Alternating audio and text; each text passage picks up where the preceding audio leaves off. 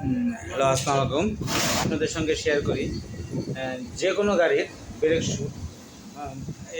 এটা হচ্ছে আপনার ইয়ামাহা এফজেড ভার্সন 3 হাইড্রোলিক।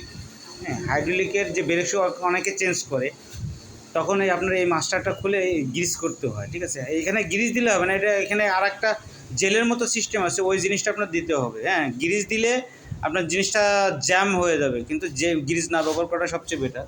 এইখানে এক ধরনের গ্রিস পাওয়া যায়, এই যে এটাও আমরা কাজ করেছি, এটাও আমরা গ্রিস করছি। আমরা যে প্যাকেটে এক ধরনের গ্রিস পাওয়া যায়, এই গ্রিসগুলো ব্যবহার করতে হয় মূলত। হ্যাঁ, এটা এমনি গ্রিস, সাধারণ গ্রিস ব্যবহার করতে হয় না, তাহলে আপনার এটা জ্যাম হয়ে যাবে। তো এটা দেখাচ্ছি আপনাদের কীভাবে এটা করবেন, ব্রেক শুটা লাগাবেন যখন সেট আপ দেবেন পুরা।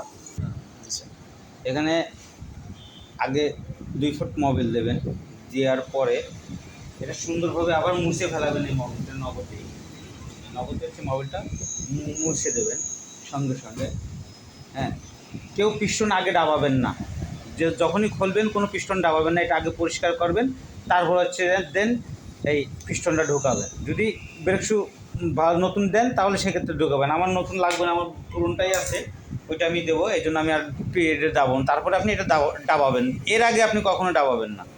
আর এখানে যেটা মূলত হচ্ছে মূল কাজ হচ্ছে আপনার এইখানে চাকা অল টাইম জ্যাম থাকবে। আপনার যে কারণটা সেটা হচ্ছে এই যে এইখানটা গ্রিস করতে হবে, যে এই ভিতরটা আর এইটা, এই দুটো সবসময় অল টাইম আপনার ক্লিয়ার রাখতে হবে, ইজি রাখতে হবে। ওই জেলটা ব্যবহার করতে হবে, গ্রিজের মতো জেল আর কি, ওইটা। এটা হচ্ছে আপনাদের সঙ্গে শেয়ার করলাম, যাতে আপনাদের গাড়িটা খুব সুন্দরভাবে আপনারা টেক কেয়ার করতে পারেন। তো ঠিক আছে, পরবর্তী ভিডিওর জন্য আপনারা অপেক্ষা করেন।